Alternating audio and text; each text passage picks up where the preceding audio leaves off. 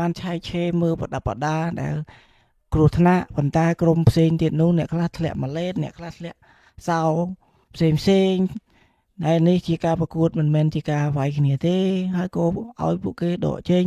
ប៉ុន្តែនៅក្នុងអំឡុងពេលប្រកួតពួកគេបានធ្វើបាបក្រុមទន្ទ្រីជាខ្លាំងធ្វើឲ្យក្រុមទន្ទ្រីបានចុះចាញ់ទៅលើក្រុមមួយនឹងប៉ុន្តែដោយស្មារតីរឹងមាំនិងក្បាច់គុណពីមុនរបស់ក្រុមសាវលីងធ្វើឲ្យទន្ទ្រីលាន់មកថា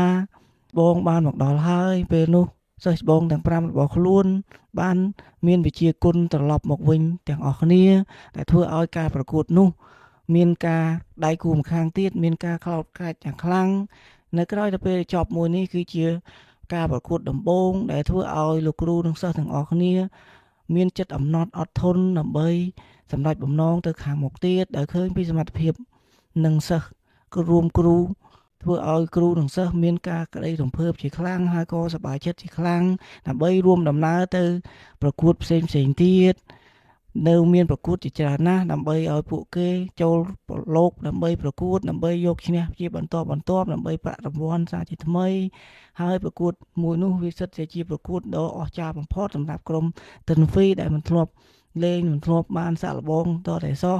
ពួកគេនឹងយកក្បាច់គុណដែលពួកគេចេះយកទៅប្រកួតទាំងអស់គ្នា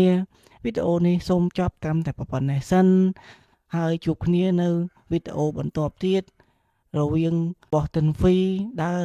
ប្រកួតដើម្បីឈានទៅប្រកួត Final ដើម្បីទទួលបានប្រាក់រង្វាន់ធំសូមបញ្ចប់ត្រឹមប៉ុណ្ណេះ